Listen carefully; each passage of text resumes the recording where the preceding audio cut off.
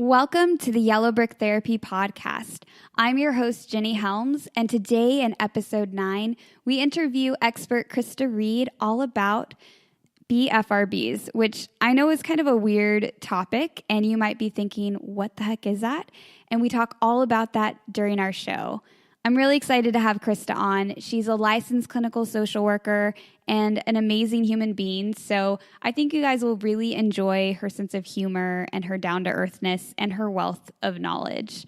Also, tune in after the show where we'll talk a little bit more about Soma recovery. For now, let's get into the show.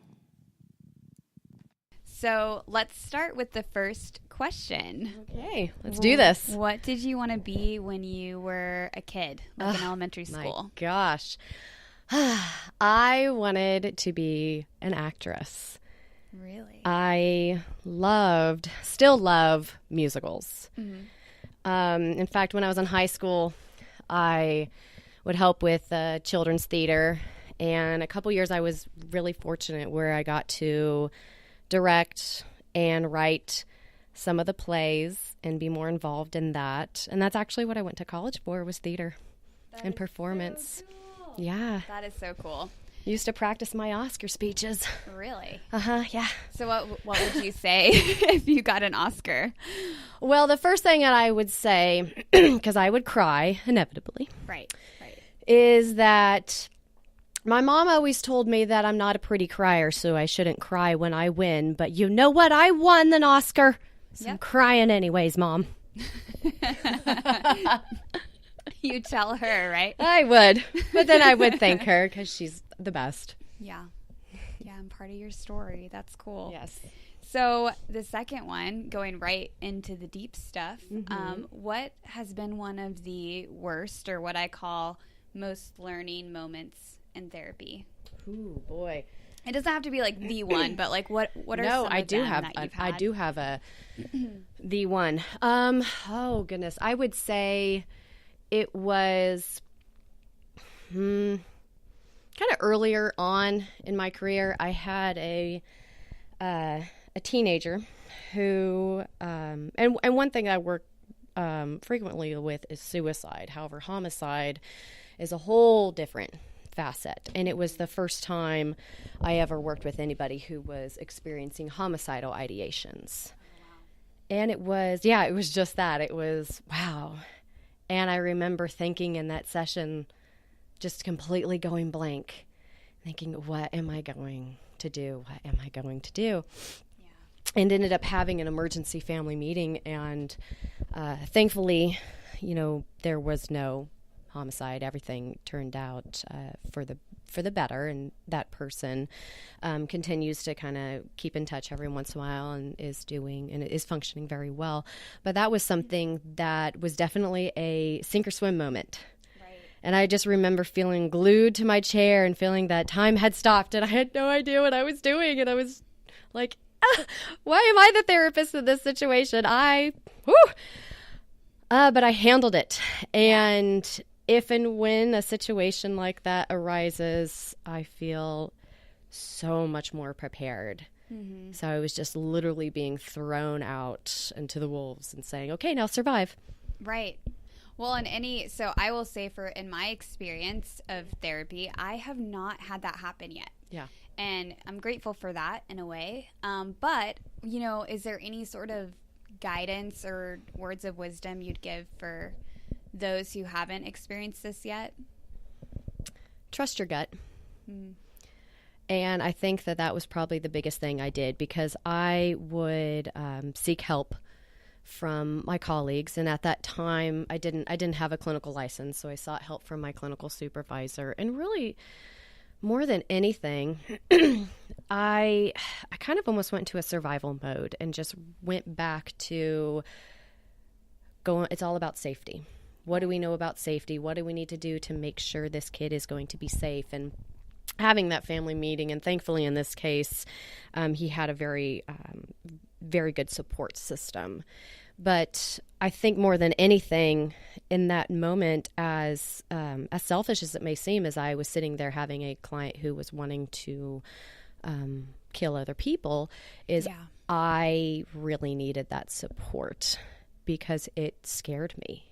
Yeah. Was that somebody who was sitting in front of me wanted to actually kill another human being. That was kind of surreal.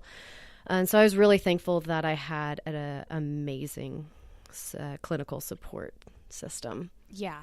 No, so yeah, sure that that's would be helpful. That's definitely nothing that a therapist needs to handle on their own.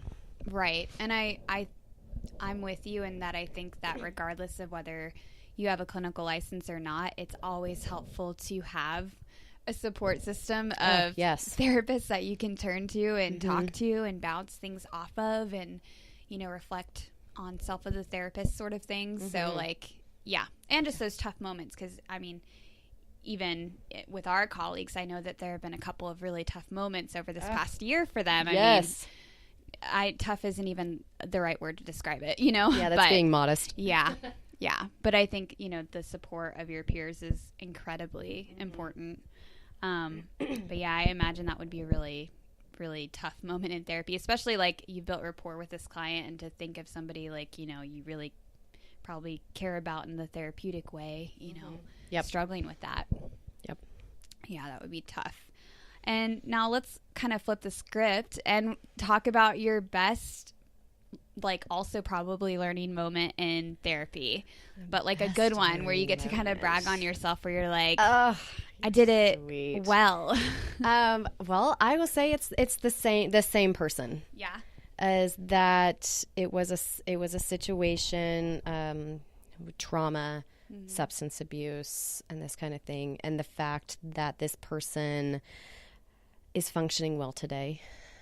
And, you know, we all have our hiccups and so forth, and this person continues to have their hiccups. But for the most part, you know, they're not in that deep and dark moment anymore. And even though that moment for me was scary, and even looking back, I think to myself, oh, you know, that would have, if I would have known that, I could have handled that differently and so forth. However, I think for what I had in that moment, the tools in my toolbox at that time, I handled it the best of my ability, and it turned out great. Right. And so it's a situation where you talk about bragging, is my very first homicidal client didn't kill anybody. And I know how black and white that sounds. Right. But to me, that is a fantastic success. That's something that scared me so much.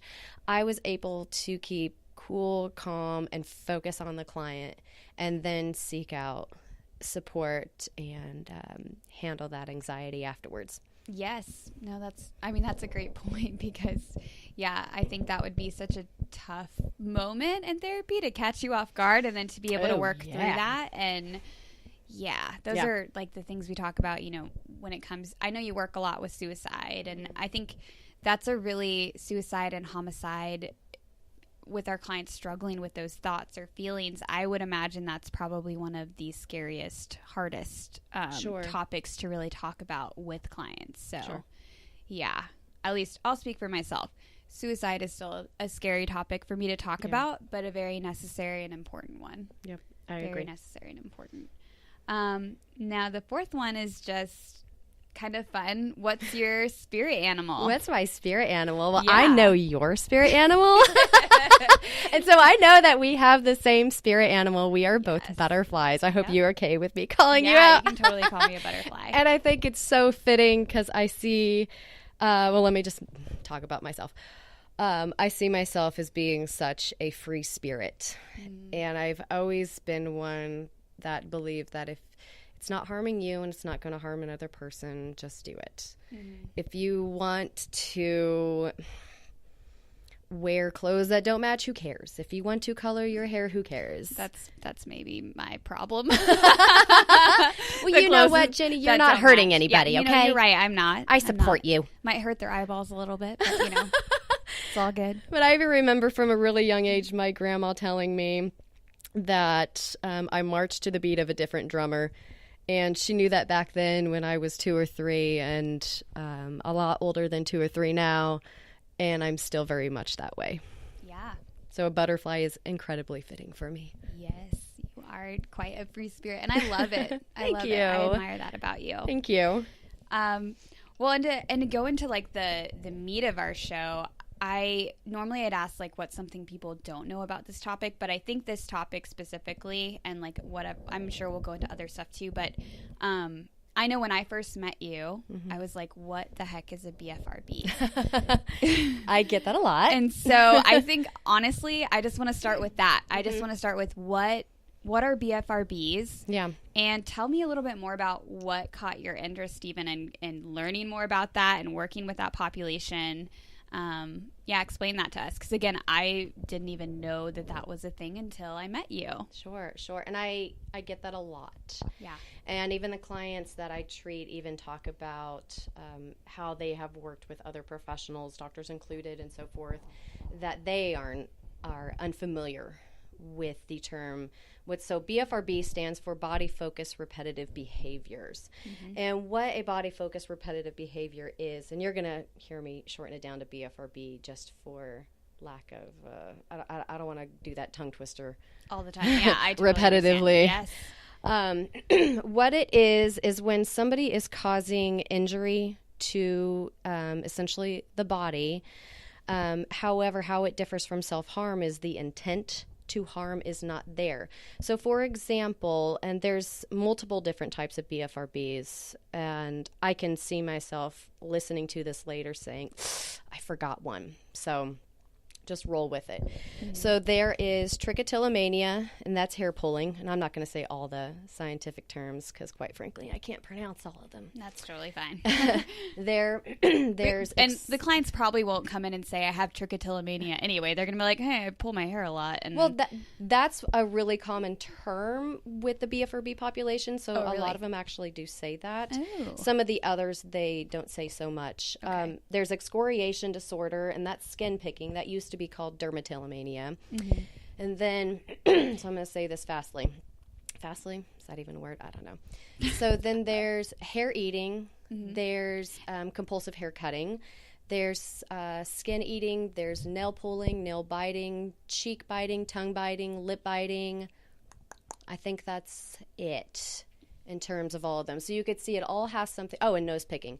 So it all has to do with something just within themselves, and they're not necessarily wanting to harm. So there's some type of removal of some type of body piece. Right. Okay. And, even just out of my own curiosity, would you say that you find there are different core issues or maybe patterns of core issues that align with certain types where, a hair puller has typically a certain kind of pattern or core issue versus somebody who picks their nose? Or no. Would you say that there's a lot of similarity amongst all of them? So there is yet a lot of research to be done with BFRBs. In fact, the American Psychiatric Association didn't even recognize BFRBs specifically. They really only recognized kind of two of them. But they didn't recognize trichotillomania until 1987. And so there's still a lot to be known about it.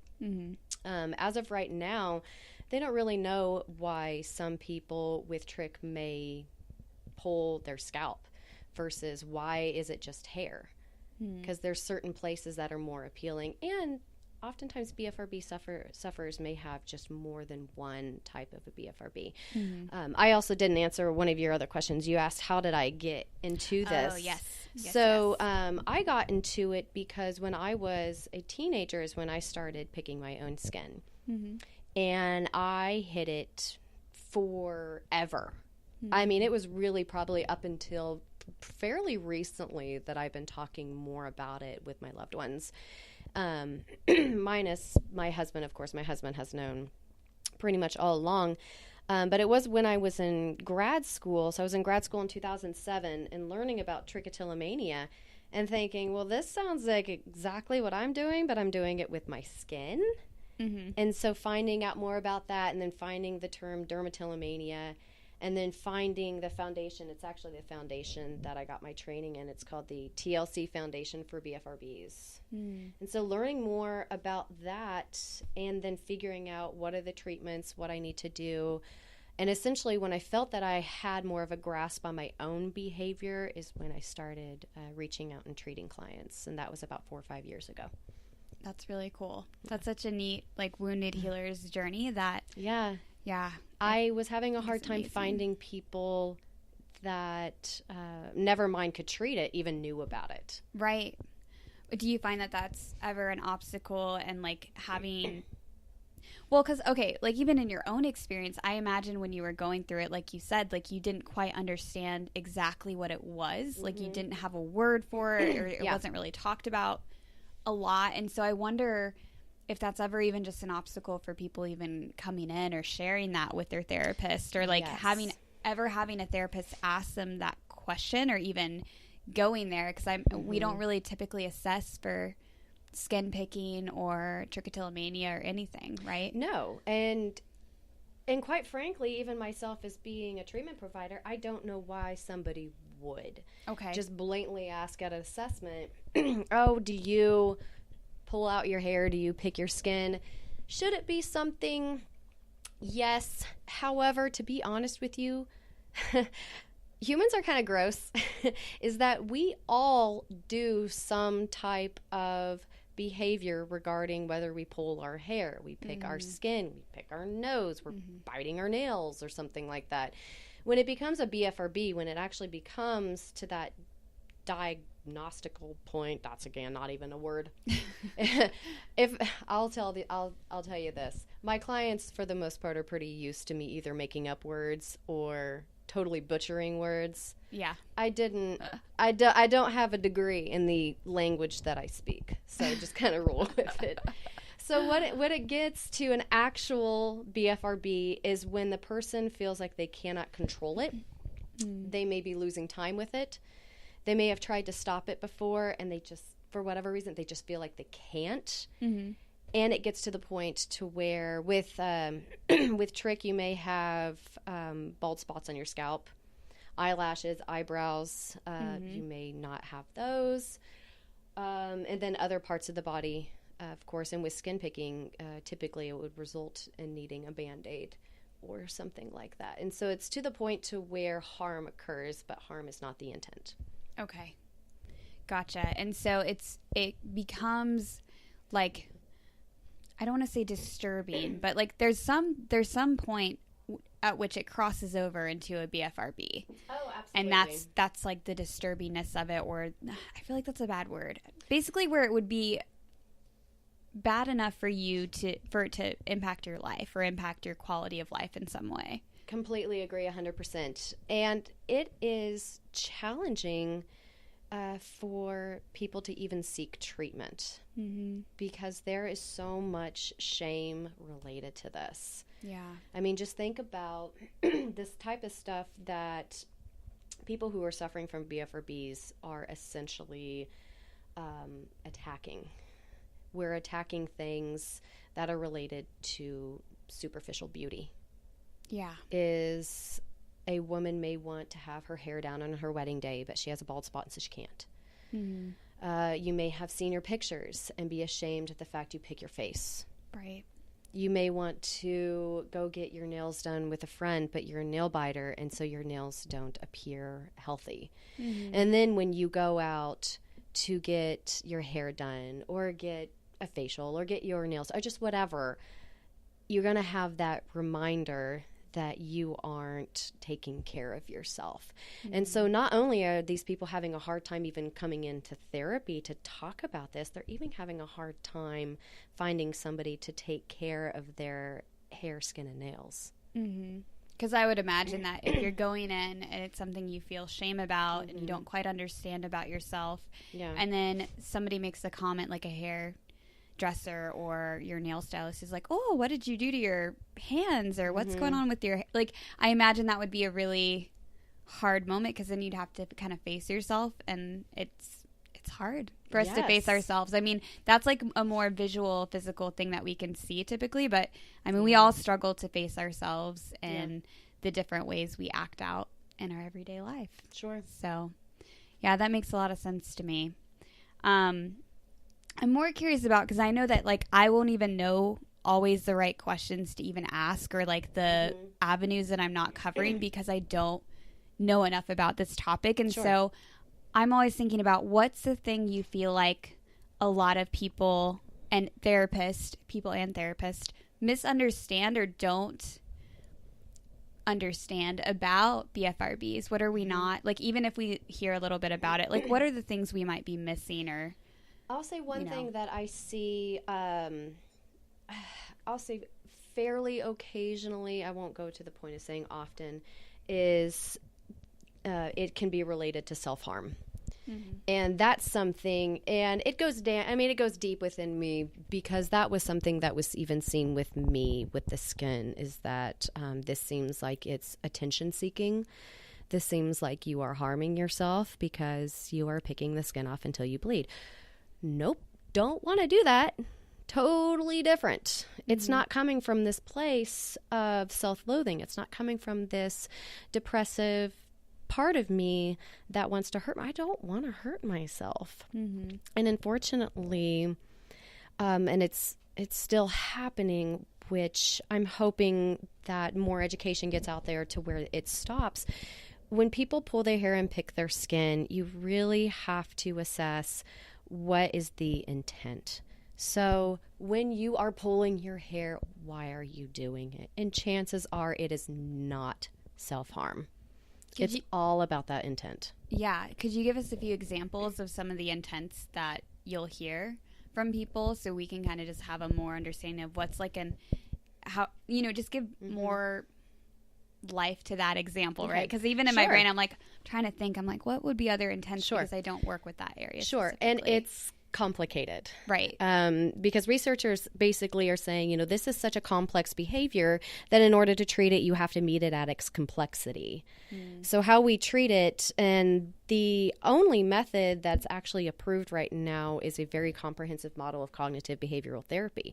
So you really have to figure out what is on their mind, how are they feeling, where are they, what are they doing, are they around people, do they use tools? There's so many different things that you have to assess to figure out what's going on with them. And that's how you treat it, because so much of this is preventative.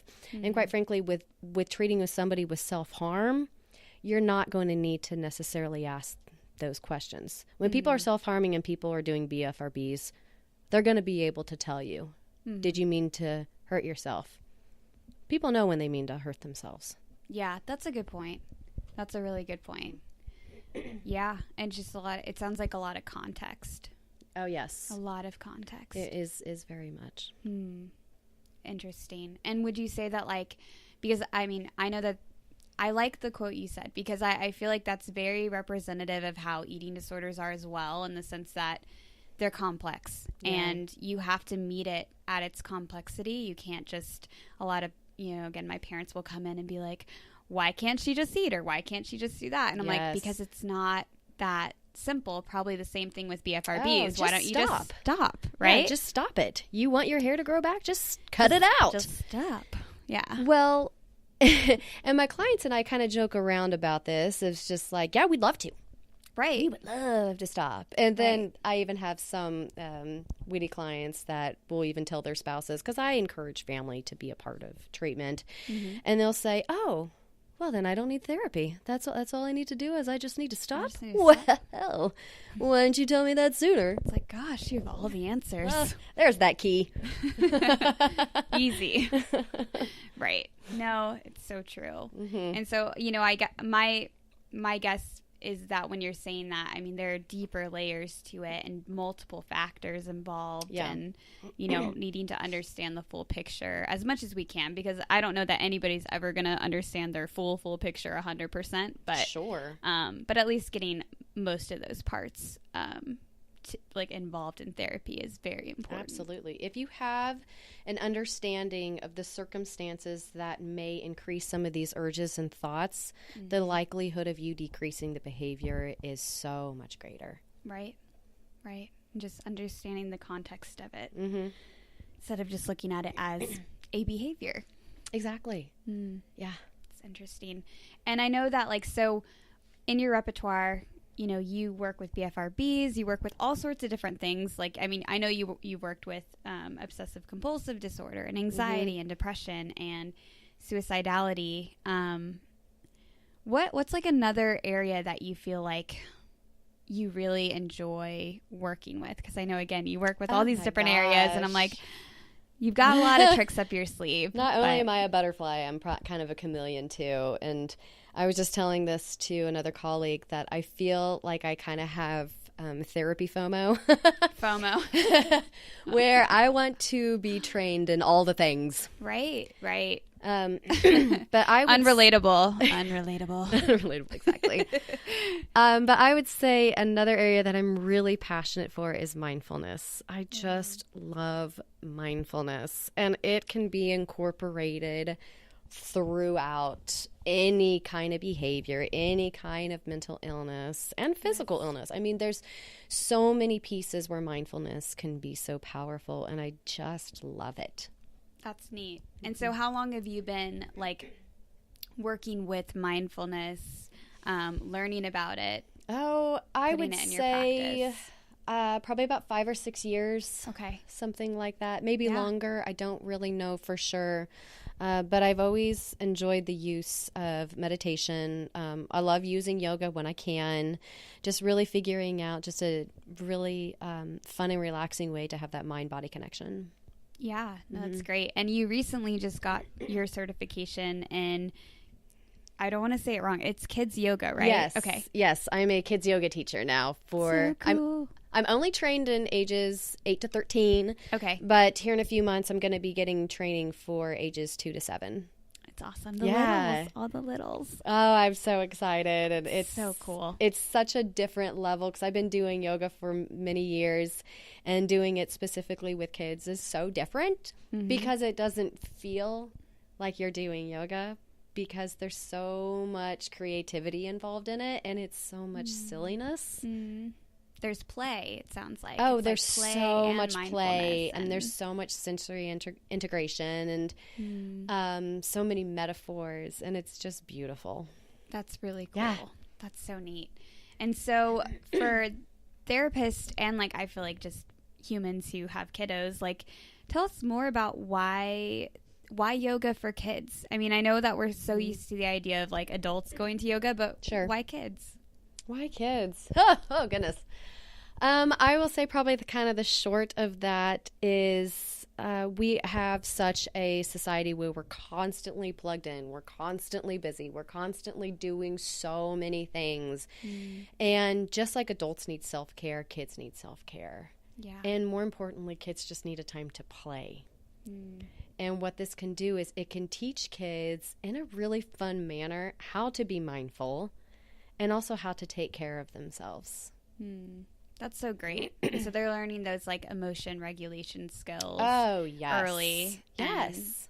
Yeah, it's amazing. And I think it's tough because I love how it's kind of like indirectly teaching them that, because the way that I'm conceptualizing it is they're learning it without it being like sitting down in a class and learning it. It's like they're actually being in it and experiencing it, which I think a lot of kiddos miss. And, you know, as a kid, you don't know what you're missing or the skills that you're not developing when it comes to emotions. Yeah. And so it's really cool that you kind of like sneak it in, but also give them play and fun and creativity. And so cool. So I'm really excited about that. And you're going to be doing that at Soma Recovery. I am. Starting in mid-February, I think we were talking about. Yes. Hoping to do it, I believe I said the time, 10 to 11?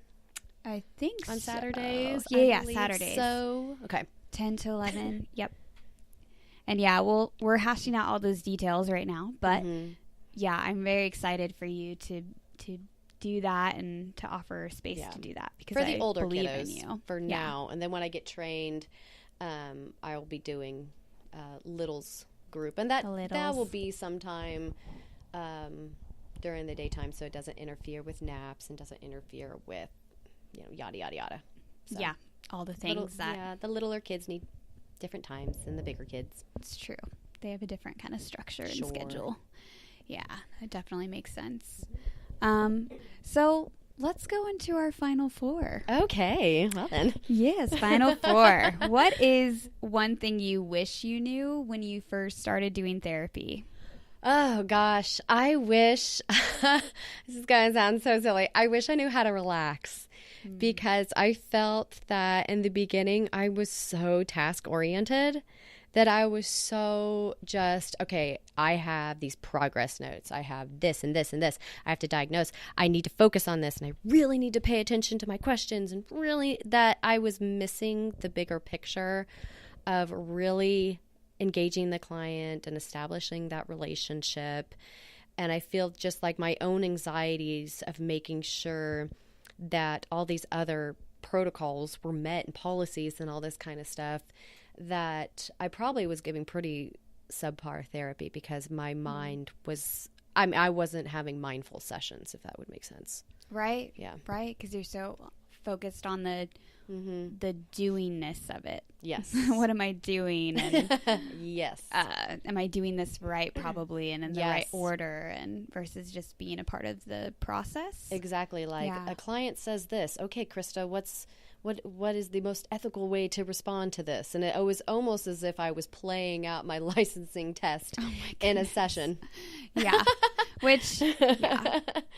I mean, it's great that we have ethics and licensing tests and theories and stuff like that, but they don't always, they're not always the bigger picture. And that's so relatable though, you know, just thinking back on all the times that like a client would be in a story and like they'd say something and I'm like, oh, I got a good response for that. And then I totally would miss the next like minute of their story. Because I was so into my great idea that I had about that one thing. And like, you know, so learning to listen better and get out of our own heads. No, I totally agree with that. Yeah. Yeah. Because I think a lot of baby therapists, myself included, like baby therapists. Yeah. That's what we do. We're all like, I want to do this right. Like, I want to make sure, you know, well, maybe not everybody, but I'll speak for myself. I wanted to do it right. And being a perfectionist and an anxious person to have my clients do well, right? Like I'll speak to my own anxiety.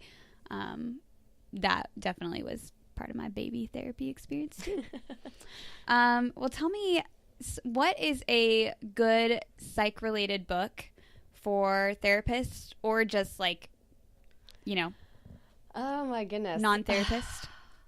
Okay. I feel like anything written by Dr. Dan Siegel is ridiculously fantastic. Yep. I recommend The Whole Brain Child to almost every single one of the parents that walks through my door. And you're a parent, so you live that too. Yes, and I even found that not even necessarily The Whole Brain Child, but his book No Drama Discipline, I really felt that put things into perspective. Yeah. Because I'm not going to sit here and say, oh, I'm so perfect. I've never yelled at my kids. I've never gotten super frustrated with them, because that would be a lie. Right. But what it has really helped me to do, and along with The Whole Brain Child, is put things into perspective of, what am I teaching my child at this moment? I'm frustrated. I'm supposed to be obviously not a perfect role model, but I'm supposed to essentially model how a human acts appropriately and acts healthy and so forth. And when I'm frustrated, I go take a break. And you know what? I go back to my kid and I will even tell them, I say, you know what? I was having a hard time. I was feeling frustrated. And I needed to take a break. Because I think if you're frustrated, I think if you're mad, talk with your kids about that, because we need to be implanting those kind of words and implanting those seeds into the kids' minds. And that way, when they feel like that, they can tell you and they can express themselves in a healthy manner versus punching their brother, which, to be fair, may still happen. May still happen from time to time. Yeah. Yeah. But that's what I love about Dr. Siegel, is he even talks about how, I wrote this book. Am I a perfect dad? Nope. Yeah. No, I mean, none of us will be perfect parents. Nobody. No. And perfection is an opinion anyways. No, but I think it's, and let me put an and there. And I think it's still cool that parents are out there working on it and like Yeah. trying to do a little bit better than their parents before them. And Mm-hmm. like, I really think his science is really interesting. He's brilliant. He just knows, he puts language to parenting and Yes. helps parents put language to their kids so they have language and Yes. can identify their emotions, like you said. And Like, don't shut your kid So out just good. because you're feeling upset, you know. Deal with it and with the tools that you have, but also go back and let your kid know that, hey, I was having a hard time.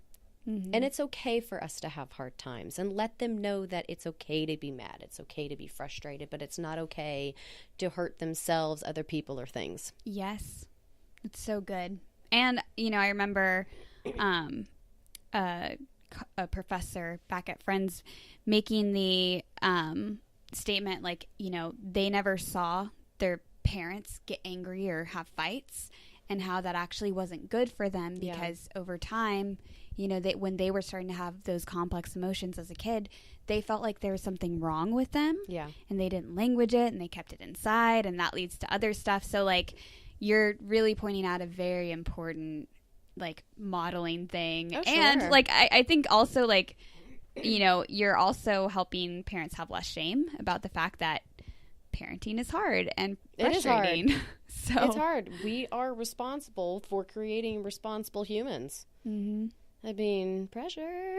Like, I'm not a parent, and I admire parents. I think Yeah. you guys are awesome and have, you know, amazing patience. And I hope to be one day, but I'm definitely in a space of admiration for the time being. So yeah, that's cool. What about a favorite quote or a quote that is just meaningful to you in your life right now? Okay, so this is my favorite quote ever. So one thing that some people may know about me is I love art. Love art. If I could, I would spend all day in a museum just by myself. Like, I love art, and just, I'm that annoying person that will read everything about a painting or a sculpture. Like, I just love it. Well, my very favorite artist, I don't think is that much of a coincidence, since I'm a bit of a colorful person, is Andy Warhol. Mm-hmm. And his quote, I think, is just beautiful, and it's, "There should be a course in first grade on love." And I think that's so true. That, you know, not to, I don't want to sound anything, I don't want to make, you know, what we're teaching our kids not important and so forth, but just teaching them love and kindness and gratitude goes such a long ways. Yeah, I'm with you there, sister. Yes. Yeah. So that's the one that's near and dear to me. Yes. And what's a question I didn't ask that you feel like would be helpful or important for people to understand about you, any of the topics we covered? A question you didn't ask. Yeah. Oh gosh. I honestly, I don't know if I can think of anything. I really think you did a great job. Well, thank you. I'll say this. Maybe this could be a question you didn't ask, is what would be one thing that I would love to change maybe about the BFRB treatment is I would love for there to be more of us trained in it. Yes. Yeah. No, we were discussing this even before the podcast. Mm-hmm. Yeah. Because, I mean, I'm still kind of shocked that, like, it's not something I knew about. Yeah. You know, because when I met you, I was out of grad school, and so it wasn't like I hadn't had training or anything, and it's just not even discussed, and so. And it's not rare. No, I mean, so yeah. Could you speak more to the prevalence of it? Yeah, absolutely. So they say, and you know, keep in mind, statistics and numbers are always skewed because oftentimes they're based off of people that come into treatment. Right. So the belief is that 5% of the population has trichotillomania and roughly 4% has excoriation disorder. Okay. And they say percentage. And they say out of the trich sufferers, 90% are female, and out of skin, 80% are female. But even the trich one is very subject to criticism because males can hide it. I was about to say, what's your theory on that? So men can and do pick their beard and then shave, and you don't know. Right, that's true. The only way you may know is if they have like an ingrown hair or something, which is not abnormal at all. Right. And then trichotillomania in men can also look like male pattern baldness. Yeah.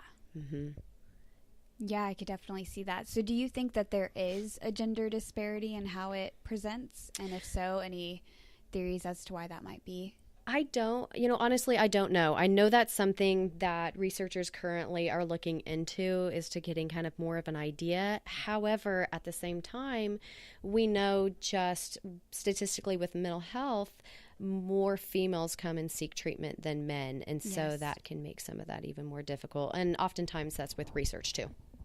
Yeah. No, I have some of those same questions about eating disorders, which, I bet. like 90% of those who struggle with anorexia are female. Yeah. And so that's obviously, it sounds like some similar rates to you. And sure. We're not quite sure if what exactly that is, if it's specifically a gender thing. I mean, obviously we do have a culture that I think from the small societal piece, because I don't think that's the big piece for everybody's eating disorder, but the small societal piece that does influence people, women do have a different narrative about what they're supposed to look like and have a bit more pressure on what they're supposed to look like than men do. Yeah. And I do think that I would imagine that there are a lot of people, men in the eating disorder field and BFRBs, that are just not seeking treatment and not talking about it. Yeah. So I don't know what we can do to change that. I mean, it's tough. I don't know either. Yeah. Not for sure. There is one other thing I do want to say about BFRBs to clear some of it up, is that oftentimes people will relate hair pulling, for instance, with anxiety. There's that unfortunate saying of, I was so stressed I wanted to pull my hair out. Oh, well, I see what you're we saying. know Yeah. that's not the most PC way of expressing your stress. But statistically, they say 1 out of 2 BFRB sufferers actually has major depressive disorder.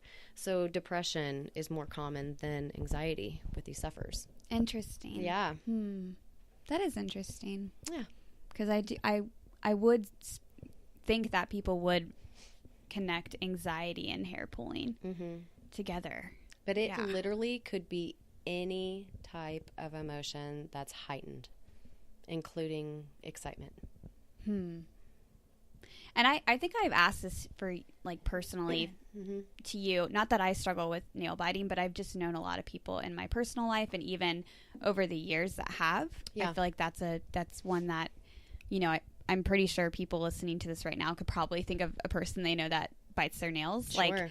Like, is that... I know that it's not all BFRBs. Sure. So, like, how would you differentiate the nail biting BFRB from, like, what a lot of people do as... I would say the growth patterns. Like the the nail biters that I work with have a hard time seeing the white piece come back, and that in itself can almost be an urge to get rid of it. Interesting. That's not collectively. That's okay. Some of them. But what I would see as being the concern to say, is this nail biting or is this an actual BFRB, is how often do you have it almost down to the nubs? How often is it really sore? Do they get bloody frequently? Okay. Do you find yourself even wanting to bite your nails when you don't actually have anything there to bite? So would you say that for people that they're not quite to the point where it's bloody or down to the nubs, but like they do it daily and, it's something that's a part of their daily life, like would that be something they need to seek therapy for? Or like, how would you kind of make sense of that? I would in terms of health. In that case, then I would assess, how often do you feel that this is taking up time? Do you feel that this is distracting you from your life, in a sense? What if they do it again? I'm like thinking of all these examples because I've known a lot of people. I've known a lot of people that struggle with this. And no biting is the one that we see societally acceptable. Right. And I don't know if that means like it's actually like something to just look over or not. I'm open to either kind of answer. I'm just wondering for people, like a lot of people that I've heard talk about it, it's more of like a mindless thing. Like they do it and they're not even thinking about it. It's like all of a sudden, like, they'll start bleeding or something. That's usually when it catches their attention, is like once it gets to a point where it's like, ow, this hurts. But usually it's not distracting them from what they're doing. It's like almost ingrained in what they're doing. Then I would ask, how much is it bother them? Because without me actually seeing that person here and talking with them, I don't want to say, oh, that's totally a BFRB, because I don't know. Right. Like we talked before, that there's so much context involved in really figuring out what is just a human behavior and what is an actual BFRB and so forth. And it could be a BFRB and they're totally content with it. Right. Those aren't the people that are coming in into to treatment, therapy. Though. That's true. Yeah. That's very true. Nail biting is tricky. It definitely is, because then again, it's being seen as, it's just a bad habit. Yep. And we see it rampant in certain professions and so forth. Yeah. Do you think it would change their quality of life if they were to seek therapy for that? Do you have any sort of opinions or thoughts about that? I think that's case by case. Okay. Fair enough. I really, really do. Fair enough. Because I'm like, I don't know. I don't know. Maybe it is just like a habit that people have. But for me, being like my personality type, I'm always just like, well, we can always grow and like learn and kind of pay attention to those behaviors that we do. But, I know a lot of people that it's just kind of part of their life. Well, and people with trichotillomania excoriation disorder would say that as well, because there are some cases that have been occurring a great deal of their life. But what you were talking before, that's known as the automatic phase, to where people are doing it. And oftentimes it's done in a sedentary position to where their bodies are really, really comfortable. Maybe their minds are focused on something screen related. Right. So they will be doing the behavior without actually knowing it, because their brain may be focused on their phone, tablet, homework. See that a lot of times in homework, a movie, that kind of stuff. Yeah. Yep. No, that makes sense. Well, cool. Well, I definitely feel like I learned from you today. Good. And I'm glad that you're able to share some of your expertise with me and with everybody who's listening. And well, thank you for having me. I'm flattered that you wanted to come in, and I will talk BFRBs anytime. Awesome. Well, again, thanks for your time, and that's it. All right. Now I get to talk to you guys about Soma Recovery. I'm very excited about the opening. Well, we're doing our soft opening February 1st, and we will be taking clients beginning probably mid-February. So I wanted to let you guys know exactly what Soma Recovery is. We will be an integrated mental health center that serves eating disorders and trauma, where we focus on trauma not just from a top-down approach, which is very traditional and normal therapeutic practices these days, but also a bottom-up approach where we'll be addressing the body parts of trauma and healing trauma that's stored in the body. This was a project that was inspired by many different things, including my own journey through recovery of an eating disorder and all of the recent things that I've learned about trauma and systemic therapies and deep transformational healing over the last 5 years of my life. And so I'm really excited to bring all of that together and have a group of clinicians that have very similar views all create something that's completely different for Wichita. So at Soma, we have clinicians and therapists. We'll have a psychologist and probably a nurse practitioner, even though that's still we're still in the middle of working through all the details with that. And we will also have a dietitian and trauma-informed yoga therapist, or a yoga instructor is probably a better way of putting it. We have all these people working together to serve this purpose. We'll have groups for eating disorders, groups for people struggling with trauma, And also a kids yoga group as well that will be Saturdays, and yoga for helpers that will be free for therapists like you and other helpers in the community like teachers and policemen and basically any helping profession. We'll also be credentialed with most major insurance companies, although the timing on that may be more mid-February to April or March, April-ish. So we'll keep you posted on the ones we are credentialed with.